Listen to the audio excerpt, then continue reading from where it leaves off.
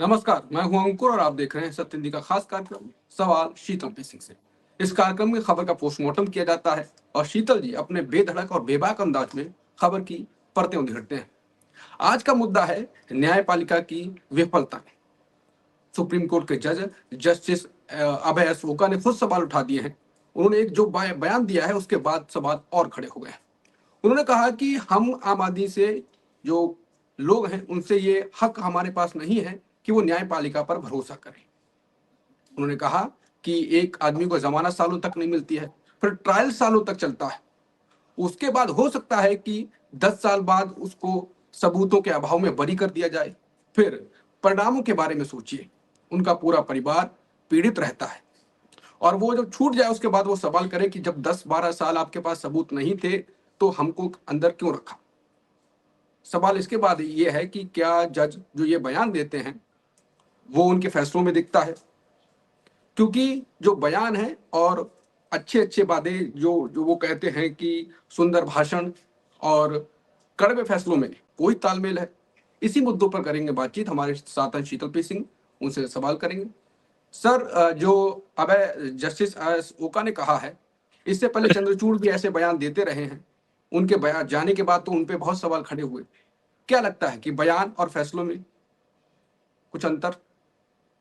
कुछ नहीं, मतलब बुनियादी अंतर है। और ये हम नहीं, खुद जजेस इस बात को समझ रहे हैं, समझते हैं। बीच बीच में कोई अलग से समारोह वगैरह में इसको बोलता है, लेकिन उसके अमल में चीजें वो नहीं है। ये सही है कि लोगों का विश्वास उत्तरोत्तर न्यायालयों से खत्म होता जा रहा है, और उसकी उन्होंने जैसा कहा कि वाजिब वजह है, बिल्कुल वाजिब वजह है।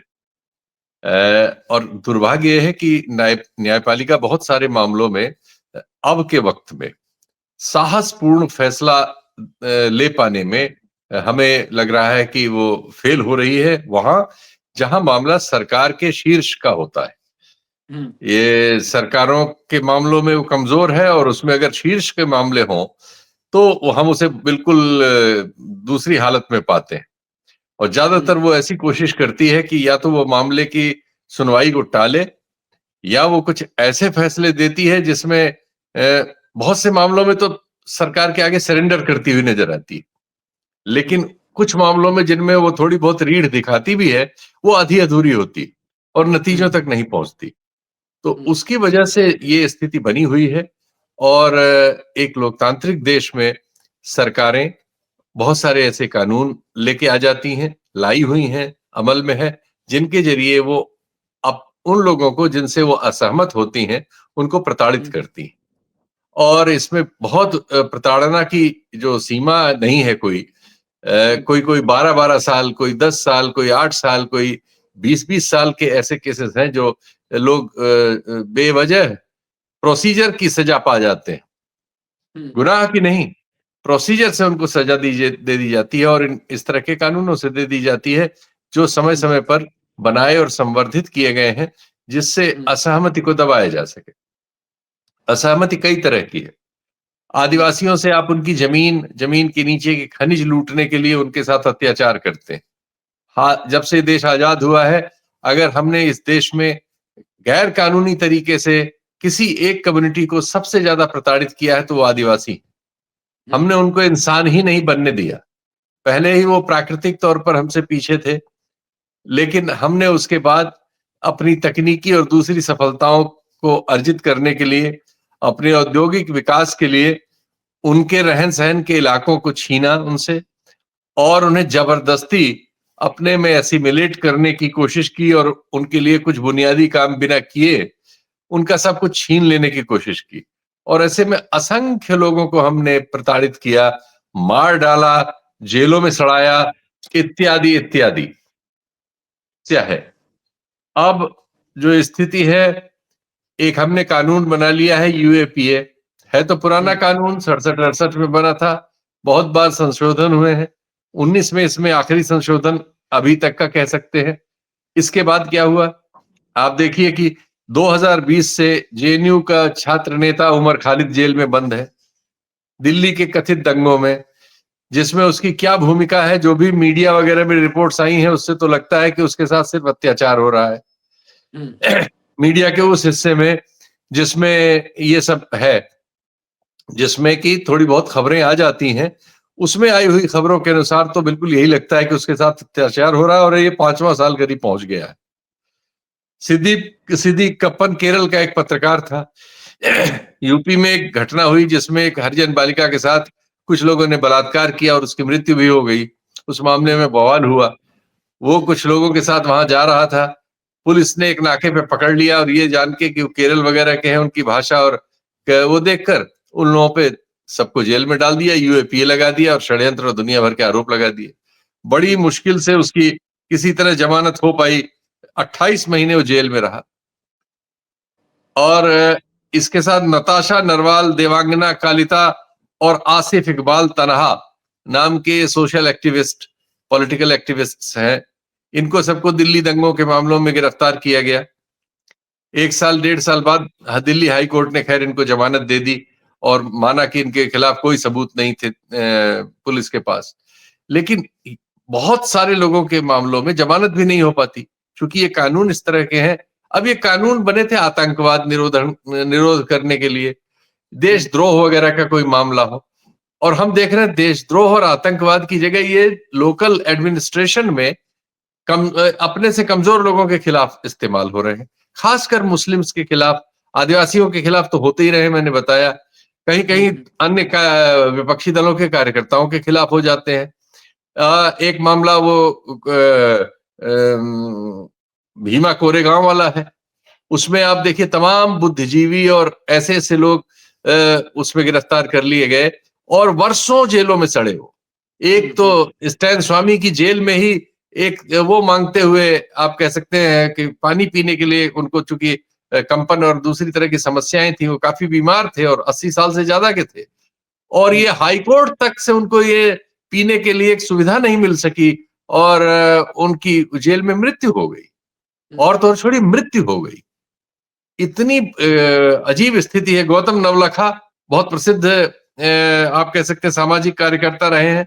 आप उनकी बातों से असहमत हो सकते हैं। दुनिया में असहमति के लिए ये नहीं होता कि आप उन्हें जेल में डाल दें और सड़ाएं और उनको कोई सुनवाई न हो, ऐसे कानूनों में लगा दें जिनका कोई उनसे मतलब नहीं है। उनका मतलब वो किसी आतंकवादी गतिविधि में वो खुद कहीं नहीं है, कहीं कुछ नहीं है। आप उनको समर्थक किसी का मान सकते हैं, तो उसमें ये सजा होती है क्या? लेकिन इस तरह से कर रखा है। जिन पे सही लगा है लेकिन वो आपका अमल में नहीं आ रहा है, वो है हाफिज सईद और मसूद अजहर। वो दोनों पाकिस्तान में रहते हैं। वो उन पे सही लगा है, वो आतंकवादी हैं, उन पे होना चाहिए, उन पे किसी को ऐतराज नहीं होगा। लेकिन है किन पे? जो मैंने आपको लिस्ट बताई। एक शर्जील इमाम नाम का लड़का है, थोड़ा बड़बोला मैं कहूंगा उसे, उसने बड़बोलापन दिखाया था, लेकिन उसकी ये सजा नहीं है कि पूरी जिंदगी उसकी जेल में कट जाए। ये तो मतलब कोई, ये तो एकदम तानाशाही है इसको। और ये तो उल्टा आतंकवाद है। राज्य अपने नागरिकों को डरा रहा है, उनके ऊपर ये आतंकवादी प्रयोग कहल इन कानूनों के जरिए कर रहा है। तो इस तरह की परिस्थिति है। ये दुर्भाग्यपूर्ण है, लेकिन ऐसा वातावरण बन गया है कि अब सरकारें जो भी करती हैं उसके हर काम का समर्थन करने वाला एक वर्ग तैयार है। वो किसी चीज में गलत और सही देखता ही नहीं है। और दूसरे वर्ग के लिए जो एस्टेब्लिशमेंट के खिलाफ हमेशा रहे हैं, उनको वो एजेंट वेजेंट बताते हैं। किसी का एजेंट है या सब देशद्रोही। एक आधे से ज्यादा देश तो देशद्रोही बता दिया गया है। यानी जो भी असहमत है, अभी आधे से ज्यादा लोग इस सरकार के खिलाफ वोट दे रहे हैं, तो यानी वो सब देशद्रोही हैं। कम से कम इस मोटी नजर से तो यही लगता है कि सोच समझ यही है। और उनमें से कोई फंस जाए किसी तरह से, आपसी झगड़े हो जाए। ये दंगे क्या है? आपसी झगड़े हैं। कम्युनिटीज में पॉलिटिक्स इसको सेटल नहीं कर पा रही है, इसलिए समाजों में ये विवाद पैदा हुए हैं। बल्कि आज की पॉलिटिक्स तो इसका इस्तेमाल कर रही है। वो भड़काती है, खुद दंगे भड़काते हुए मिलती है, उसके बाद कुछ लोगों को पकड़ के इस तरह से कर देती है। और अधिकांश मामलों में हम ये पा रहे हैं कि आप बहुसंख्यक समुदाय के दंगाइयों को तो प्रश्रय देते हैं, उनको पुलिस सिक्योरिटी देते हैं, उनके मामलों में ढीले ढाले एफआईआर करते हैं, उनकी जमानत में मदद करते हैं। और दूसरी ओर मुस्लिम समुदाय के या अन्य कमजोर तबकों के लोग अगर आपके चूहेदानी में फंस जाए तो उनको आप उनका घर गिरा देंगे, उन पे यूएपीए लगा देंगे, उनकी जमानत रोकेंगे, उनको जेल में सड़ाएंगे। ये हो रहा है। ये बहुत ही दुरुपयोग है। इसको न्यायपालिका ही रोक सकती है, न्यायपालिका से निकल के अगर कोई जज ये कहता है तो हम तो उससे ये उम्मीद करते हैं कि वो इसकी रेमेडी तलाश है, इसका इलाज करे, इसको ऐसे ही न रहने दे। ये दुर्भाग्यपूर्ण है कि ये ऐसे ही है। शीतल सर, बयान तो ऐसे काफी जज देते रहे हैं। चंद्रचूड़ का ये जिक्र कर लीजिए, वो जब मंच पर आते थे तो ऐसे शिष्टाचार वाले जो बयान थे, नैतिकता वाले जो बयान थे, उनके काफी अ, चलते थे, वो वायरल होते थे। लेकिन जब वो बाद में गए तब उनकी काफी आलोचनाएं हुई, काफी उनका नाम चलता रहा, अभी भी उनके नाम पे जिक्र हो जाता है। तो ये जस्टिस एस ओका पहले भी बोल चुके हैं और अब फिर बोले हैं, तो बोलना ये जस्टिस लेकिन जस्टिस ओका अपने बोलते हैं, जजमेंट्स किस में भी लिहाज पे कोशिश बोलते हैं, करते उनके हैं। बयान का उन्हें क्या लगता है कि कहां तक जाएगा? और नहीं हमारे नहीं, जस्टिस ओका अपने जजमेंट्स में भी कोशिश करते हैं, लेकिन जस्टिस ओका उस समाज से आते हैं जो समाज उत्पीड़ितों का समाज है हमारे देश में, और उनकी संख्या बहुत कम है। वो जुडिशरी वगैरह में भी वो शायद अकेले होंगे पूरे सुप्रीम कोर्ट में। तो अब इन स्वरों को सहमति भी तो चाहिए ना। बहुत सारे फैसले 2 लोगों की बेंच में होते हैं, 3 लोगों की बेंच में होते हैं, और बहुत सारे मामले तो 5-5 लोगों के पास भी जाते हैं, संविधान पीठ में जाते हैं। तो ये सब सभी फैसले एकल जज पे नहीं होते, तो वो सब कठिनाइयां हैं। वो एक शीतल जुडिशरी सर, का जस्टिस ओका जिस समाज से आते हैं उस समाज के जजेस लगभग नहीं है, वो इकलौते होंगे सुप्रीम कोर्ट में। इसलिए और बहुत सारे फैसले सुप्रीम कोर्ट में बेंच वगैरह में होते हैं जिसमें 2 लोग या 3 जजेस होते हैं, एकल जजेस तो बहुत रेयर होते हैं। तो इस लिहाज से वैसे वो अपने फैसलों में कोशिश करते हैं, जो वो कह रहे हैं ऐसा करते हुए हमें बहुत बार मिलते हैं। लेकिन अकेले वो सब कुछ नहीं कर सकते, अकेला चना भाड़ नहीं फोड़ सकता। उसके लिए जरूरी है कि इस तरह का संवेद स्वर पैदा हो जुडिशरी में, इसको सहमत करने वाले अन्य लोग भी हों, और वो सब मिलजुल के उस चीज को ठीक करें जो चीज बिगड़ गई है, जो चीज खराब है, और जिस चीज की वजह से वो खुद उसकी आलोचना करने को बाध्य है। और ये उनका ये शक करना उनका जायज है। और शक क्या, वो तो इसको कह ही रहे हैं कि भाई जनता जुडिशरी पे विश्वास क्यों करे, कैसे करे। हमारा हमारा जो जिस तरह का काम है और जो अन्याय हम कर रहे हैं इन मामलों में फैसला न करके, जिनमें हम वर्षों तक लोगों को जेलों में सड़ा रहे हैं और बाद में वो बरी हो जाते हैं क्योंकि उनके खिलाफ कोई ऐसे सबूत नहीं होते जो उन्हें इतने दिन जेल में रखने के लिए पर्याप्त हो। लेकिन आपने ऐसे कानून बना लिए हैं, और प्रशासनिक जो लोग सत्ता में हैं वो इन कानूनों का दुरुपयोग करने के आदी हो गए हैं। तो इसकी वजह से ये समस्याएं बढ़ती चली जा रही हैं।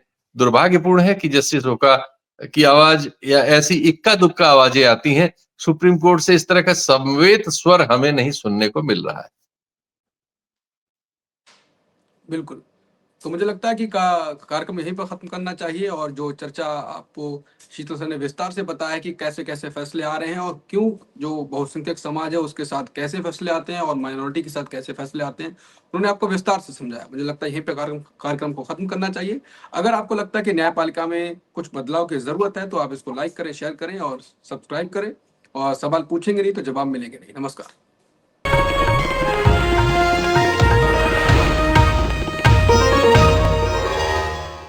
Copyright disclaimer under Section 107 of the Copyright Act 1976. Allowance is made for fair use for purposes such as criticism, comment, news reporting, scholarship, and research. Fair use is a use permitted by copyright statute that might otherwise be infringing.